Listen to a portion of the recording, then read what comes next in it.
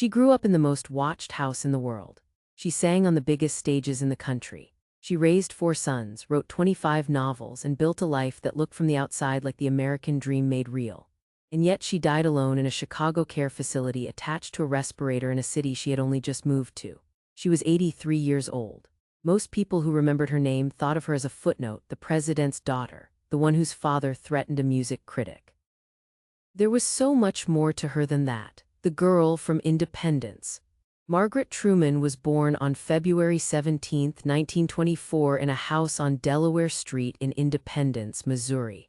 Her father, Harry Truman, was a county judge at the time.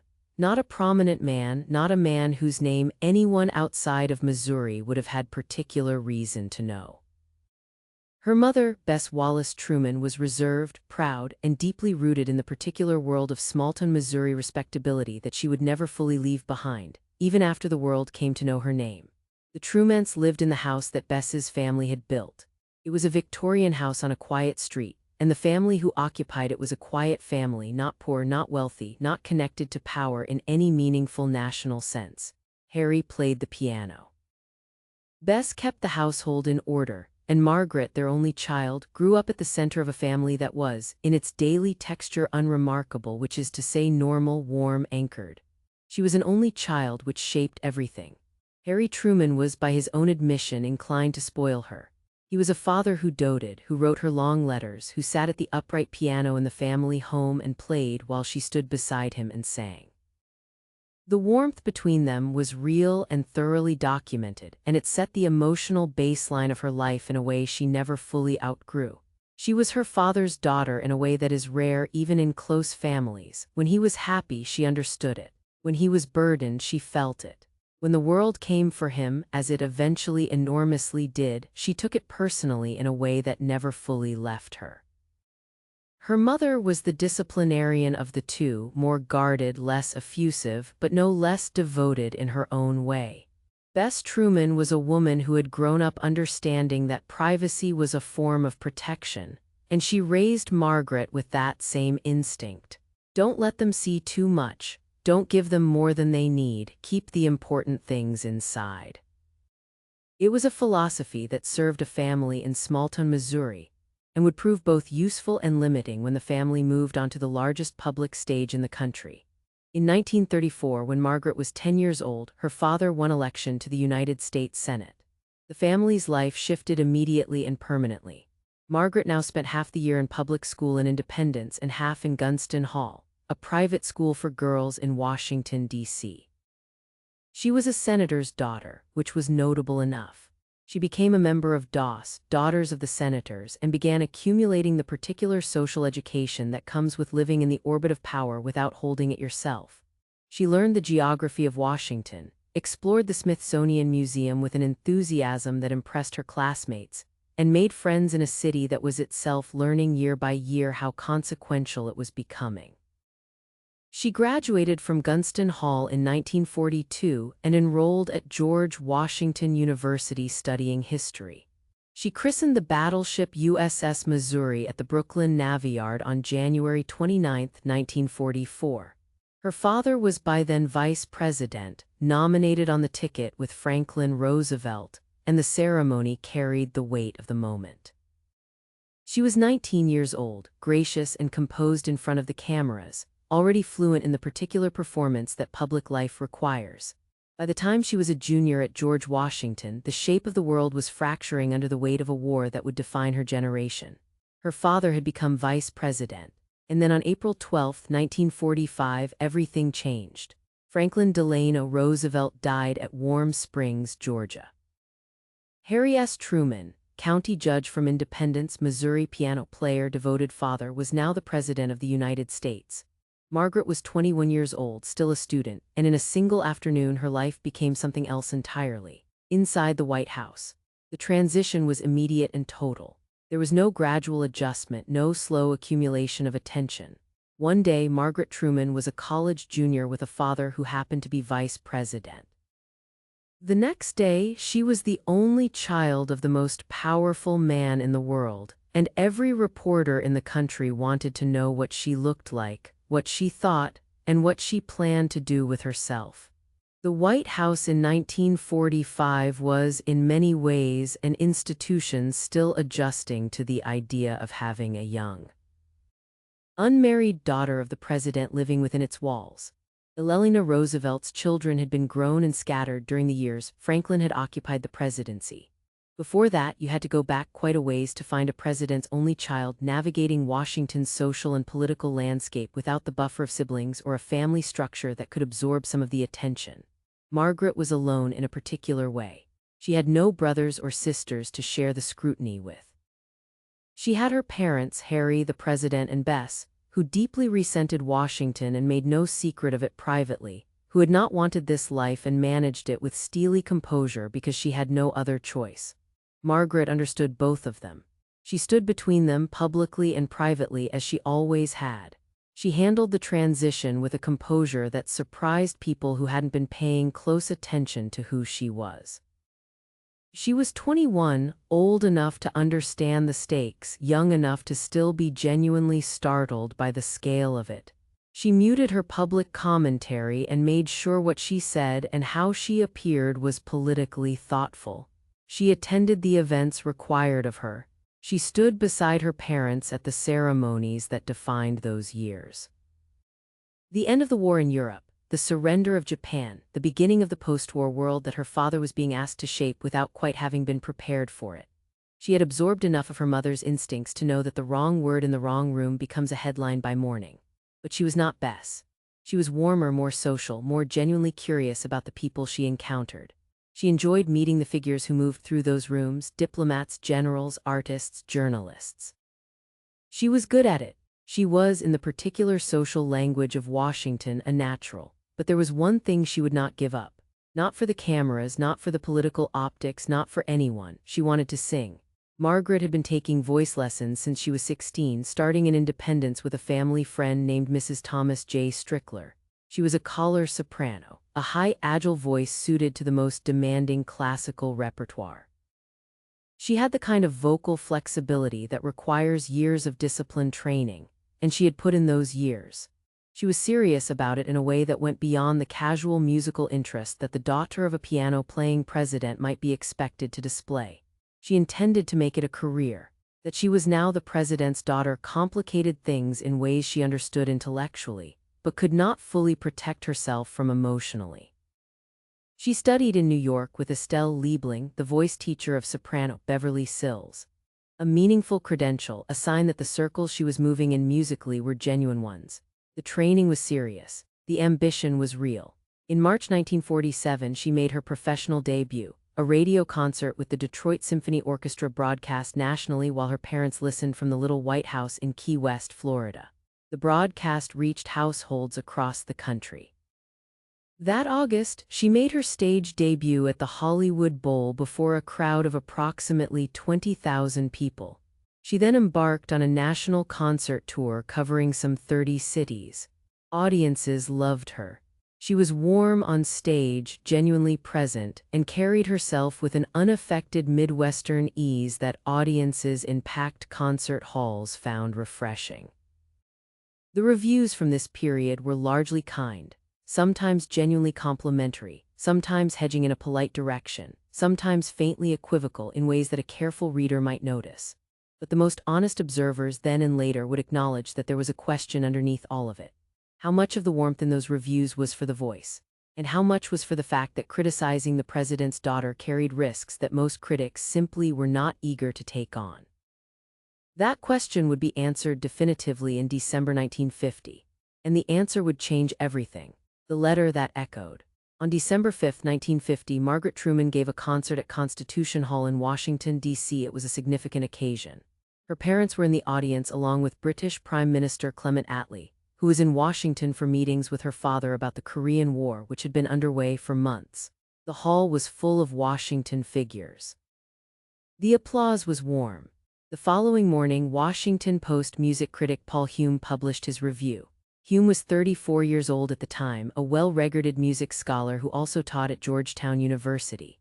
He was not a man with a political agenda or a personal grievance. He was a critic doing what critics are supposed to do, offering an honest, professional assessment of a performance. His review acknowledged that Margaret was attractive on stage, and that the audience had responded to her warmly. Then it said plainly that she could not sing very well, that she was noticeably off-pitch through much of the performance, that she had not improved over the years he had heard her, and that her technique still fell short of what could reasonably be called professional. It was a fair review by most accounts. It was also the review that most critics before him had declined to write because most critics before him were not willing to tell the truth about the president's daughter in print. President Truman read it that same morning. He was already under extraordinary stress. The Korean War was escalating badly, and that very day he had also learned of the sudden death of Charlie Ross, his childhood friend and White House press secretary. He was grieving and exhausted and furious. He sat down and wrote Paul Hume a letter by hand on White House stationery. The letter told Hume that he had just read a lousy review. It described Hume as an 8 ULA man on 4 ULSA pay. It said that if they ever met, Hume would need a new nose and a considerable amount of beefsteak to deal with the resulting black eyes. It was the kind of letter that a father writes, not a president. Harry Truman would later say exactly that in his own defense, that he had written it as a father, not as the commander-in-chief. He was probably right about that, but the distinction in practice was one the country didn't make. The letter was meant to be private. Truman sent it directly to Hume. Hume showed it to a colleague at a rival paper, the Washington News, which published a story about it. The wire services picked it up. It was printed across the country. By the following day, it was international news. Margaret, who was on a concert tour in Nashville when the story broke, told reporters she was absolutely certain her father had not written such a letter. She said that Paul Hume was a fine critic and had a right to write as he pleased. When the White House confirmed that the president had indeed written it, she went quiet. The public reaction was split along lines that revealed something about how the country saw both the presidency and the press in 1950. Many Americans sided with the president, a father defending his daughter, doing what any father would do if he had the power to do it. The letters that came into the White House in the days that followed ran, by the accounting that Harry Truman himself tracked, more than 80% in his favor. He held a staff meeting and marched his aides down to the mailroom to prove it. Many others were alarmed by the letter for exactly the same reason, because the president had the power to do it, and had used that power. A sitting president in the middle of a war threatening a newspaper critic with physical violence over a performance review. The implications were not trivial. And somewhere in the middle of all of it was Margaret on a concert tour in Nashville, having done nothing wrong, watching the most public conversation about her life happen entirely without her. After that moment, the critical environment around her performances changed. Reviewers felt freer to be honest. The reviews became more mixed. Some were still positive, some were not. The illusion of a protected critical consensus was gone, and what was left was something closer to the truth. A voice that some audiences genuinely loved, and a career that existed partly on its own merits and partly on the extraordinary circumstances of who her father was. She continued performing through 1956, and then she stopped. The choice she didn't quite make. It would be too simple to say the Hume Review ended Margaret Truman's singing career. It didn't, not directly, not immediately. She performed for 6 more years after that night at Constitution Hall. She appeared on Ed Sullivan's show. She toured Europe in 1951 and 1952. She made recordings for RCA Victor, one album of classical selections, one of American art songs. In 1951, Time magazine put her on its cover.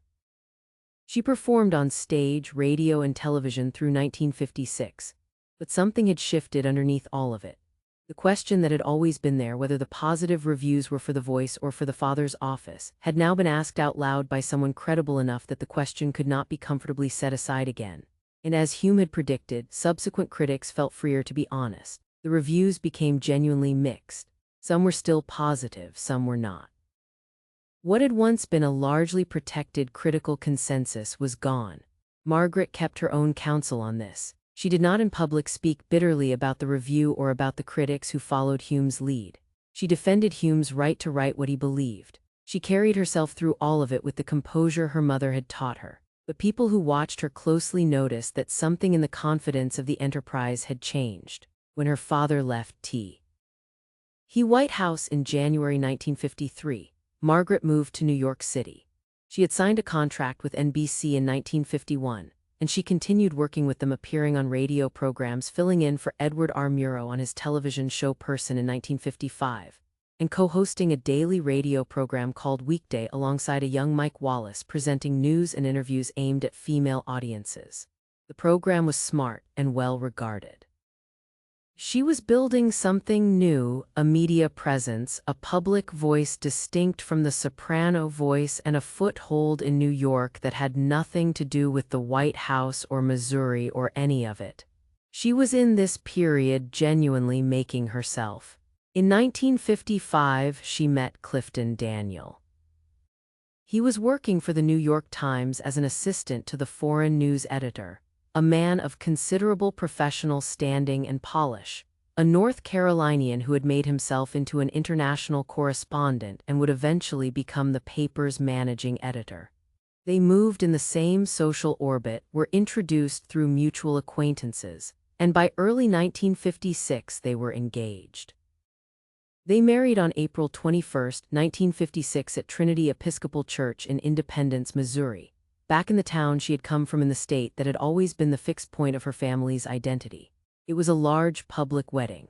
The dress was designed by Italian couturier Michal Fontana. The guest list included figures from political, journalistic, and social circles across the country. And 1 year after the wedding, the singing stopped. In 1957, Margaret formally stepped away from her concert career. She said later in various interviews across subsequent decades that she had made a choice that being a wife and mother was itself a career, one she took seriously and respected as much as any professional path. She was sincere in that. The conviction was not performed. But people who followed her story could not help wondering quietly whether the choice had been entirely free, whether the accumulated weight of the Hume Review and its aftermath, of the mixed critical climate that followed, of the particular difficulty of building a sustained artistic reputation, when half your audience is looking at you and seeing the president's daughter rather than the soprano. Whether all of that had made the decision feel more inevitable than it actually was, whether a different woman in different circumstances might have kept going longer, built something on honest terms without the impossible weight of national attention pressing down on every note. There is no clean answer to that. Margaret herself never offered one. What she did instead was write the writer in the apartment. The Daniels made their home in New York, a Park Avenue apartment that became over the decades the fixed point of their life together. Clifton rose steadily at the New York Times, eventually becoming its managing editor from 1964 to 1969 and later heading its Washington bureau before retiring. Margaret had 4 sons: Clifton Truman Daniel, born in 1957, William Wallace Daniel, born in 1959, Harrison Gates Daniel, born in 1963, and Thomas Washington Daniel, born in 1966. She had by any conventional measure built exactly the kind of life that post-war American society held up as the aspirational model for women of her background and generation. She was the wife of a prominent and respected man. She was the mother of 4 sons. She lived in one of the most desirable apartments in one of the most storied cities in the world. She hosted, she attended.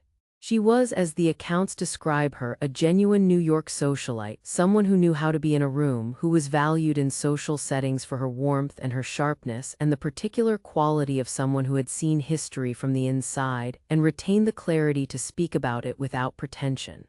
But she kept writing. She had been prompted initially by self-defense. In the mid-1950s, an unauthorized biography of her life was in the planning stages. And Margaret decided, with the same practical directness that had served her through the White House years, that she would rather tell her own story than have someone else tell it for her. The result was Souvenir, Margaret Truman's own story, published in 1956, the same year she married. Critics received it with genuine warmth, describing it as gracefully written, honest without being sensational. The account of a Midwestern girl drawn into history by circumstances she had not sought and navigated with more composure than most would have managed. She did not publish again for over a decade. The sons were young, the apartment was full. The years passed the way the years of a full family life tend to pass loudly and quickly in a blur of school schedules and dinners and domestic logistics that leave very little room for the kind of sustained concentration that writing requires. In 1969, she released a book about White House pets that found a warm audience.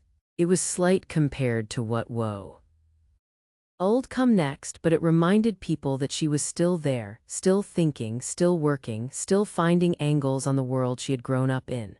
Then in 1973, she published the project she had been working toward for years, a full biography of her father. Heiress Truman came out shortly after Harry Truman died in December 1972.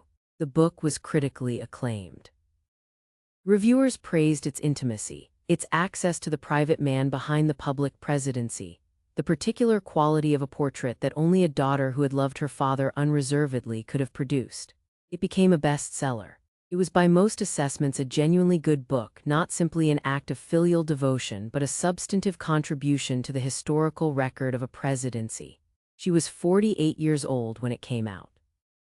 It was in many ways the beginning of the most productive period of her professional life. She wrote about her mother.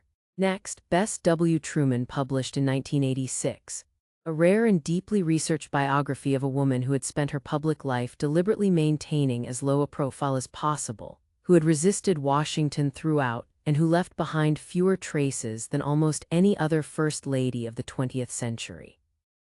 It required patience and a kind of investigative persistence to write well, and Margaret brought both. She wrote Women of Courage in 1976. She wrote histories of the White House and books about the first ladies who had inhabited it. She wrote and edited collections of her father's private papers. She built book by book a body of work that was rooted in her own family and her own first-hand knowledge of the institutions she described. And then in 1980, she did something that surprised almost everyone who thought they understood her work. She published a murder mystery. Murder in the White House was the first in what would become the Capital Crime series. Mystery novels set in the corridors of Washington in the buildings and institutions and social worlds she had known her whole life. The series ran to 25 novels published almost annually until the end of her life. The last one, Murder on K Street, came out in 2007, the year before she died.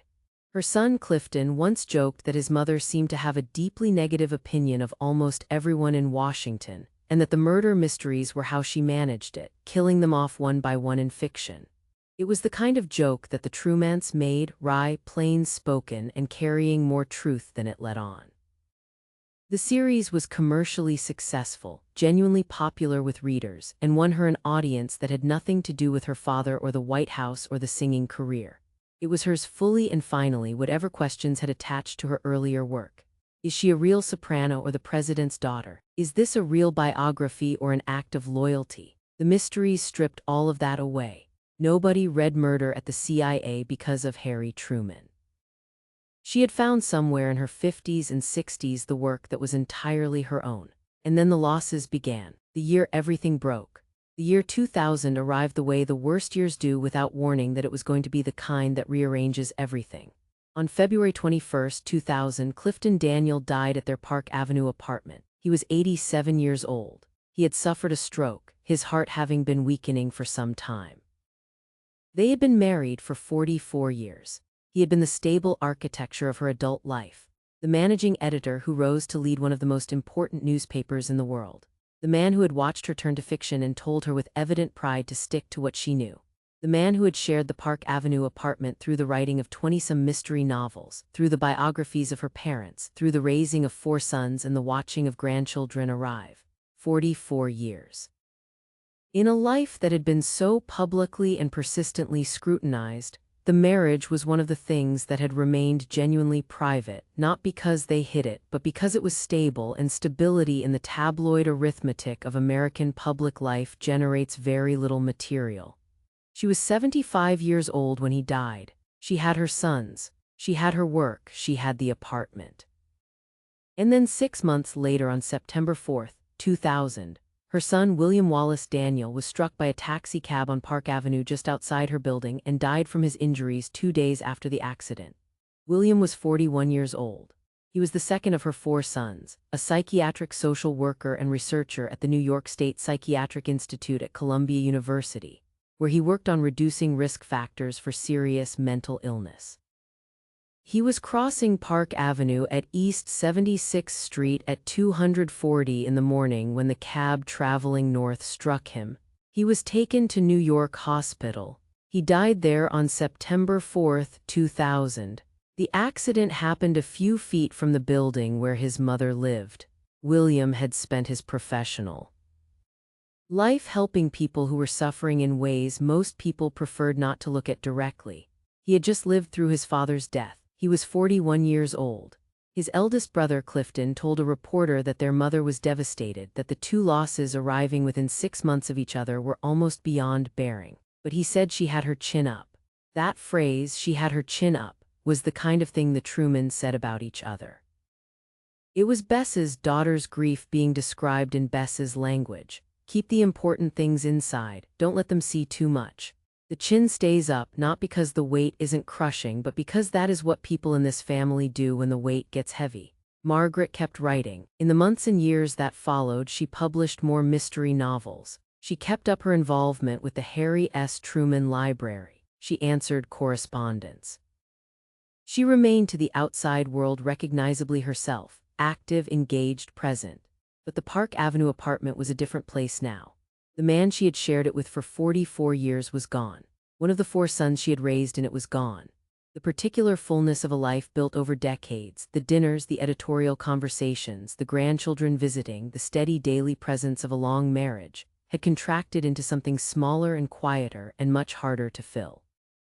She stayed for several more years. She stayed in that apartment in that city in the life she had built and that had been so thoroughly rearranged. She kept her chin up. She kept writing. She kept going. And then finally she made the decision she had been moving toward for years, the final move. By her early 80s, Margaret Truman was dealing with health problems that had been accumulating for some time. She remained interested in the Truman Library's operations.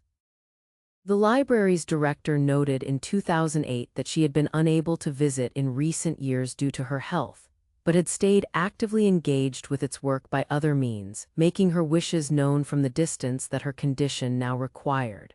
She continued to write as long as she was able.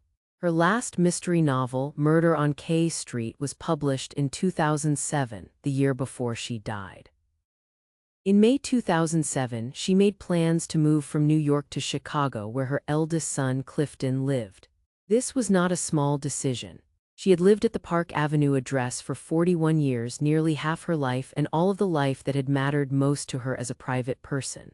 The marriage, the sons growing up, the decades of writing, the long grief of 2000 and whatever had followed it. Leaving New York meant leaving the last physical context of the life she had built with Clifton Daniel. It meant acknowledging, without quite needing to say it, that the era she had built around that apartment was over and that what remained was something quieter. Proximity to a son, medical care, a smaller and more managed version of daily life. The move was delayed by illness and a hospitalization in New York. She was not well enough to manage it on the original timeline, but she eventually made it to Chicago to a care facility near Clifton. She was on a respirator in the final weeks. She was dealing with a serious infection. She died on January 29, 2008. Her ashes and those of her husband, Clifton Daniel, were interred in Independence, Missouri on the grounds of the Heiress Truman Presidential Library in her parents' burial plot. She went home to them in the end. Back to the house on Delaware Street, back to the small city where Harry Truman had been a county judge and Bess Truman had kept the important things inside. And Margaret had grown up not yet knowing what was coming, what she left behind. She left behind 3 surviving sons. She left behind 5 grandchildren. She left behind 25 mystery novels, 2 landmark presidential biographies, a memoir, Histories of the White House, and a body of nonfiction work about the women who had lived in it. More than 20 books in total, written across 6 decades, covering more ground than most writers manage in a full career. She left behind the story of a singing career that ended not with a single decisive blow, but with a slow accumulation of pressures from all directions. The scrutiny of being a president's daughter, the Hume Review and the atmosphere it created, the marriage and the sons and the choices that pile up in a life until a person looks back and cannot quite reconstruct the sequence that led to where they ended up. She left behind a set of remarks given in interviews over the years that were more candid than anyone who had met the composed, gracious public figure might have expected. She said she felt she had lived several different lives and that the White House years were one of them. She said that some of it was fun, but most of it was not. She said it had been a great view of history being made. The only thing she had ever missed about the White House, he said, was having a car and driver. That last line is pure Margaret Truman, the Midwestern plainness, the refusal to sentimentalize what had actually been a profoundly strange and difficult thing to live through. She could have built a second career out of warmly remembered anecdotes about her famous father and the great men he had known. Many people in her position would have. Instead, she chose to be honest, and the honesty had a slightly dry edge to it, the edge of someone who had been looked at for a very long time and had made a quiet peace with never being fully seen. She was throughout her life more than the role that history assigned her. She was not simply the president's daughter. She was not simply the woman whose father threatened a music critic. She was a trained singer who had performed before audiences of 20,000 people at the Hollywood Bowl and in the halls of Washington and New York and across 30 cities on a national tour. She was a journalist who co-hosted a national radio program with Mike Wallace. She was a biographer who produced a critically acclaimed portrait of a presidency that remains part of the historical record. She was a novelist who found her most authentic and commercially successful voice in her 50s in a genre nobody would have predicted for her, and who kept writing until the year she died. And she was underneath all of it, a woman who had grown up in a quiet house in Independence, Missouri, with a father who played the piano and a mother who kept the important things inside, and who had spent her entire adult life trying to figure out how to remain the person that House had made her while living a life that House could not possibly have prepared her for. Harry Truman was, by most historical assessments, one of the more consequential American presidents of the 20th century. The man who ended World War II, who oversaw the beginning of the Cold War, who made decisions that shaped the world for decades. His name is on a library in Independence and on a college in Chicago where his grandson works. His face is on the covers of history books. Margaret's name is on 25 mystery novels that are still in print and on 2 presidential biographies that historians still reference, and on the gravestone she shares with her husband in her parents' burial plot on the grounds of the Truman Library in Independence, Missouri. She went home to them in the end, back to the house on Delaware Street. Back to the city where the piano played and the important things stayed inside. Back to the beginning of the story, which had always been, even at its most scrutinized and public and enormous, a private one. If you enjoyed this video, please like and subscribe to our channel so you never miss out on more fascinating stories.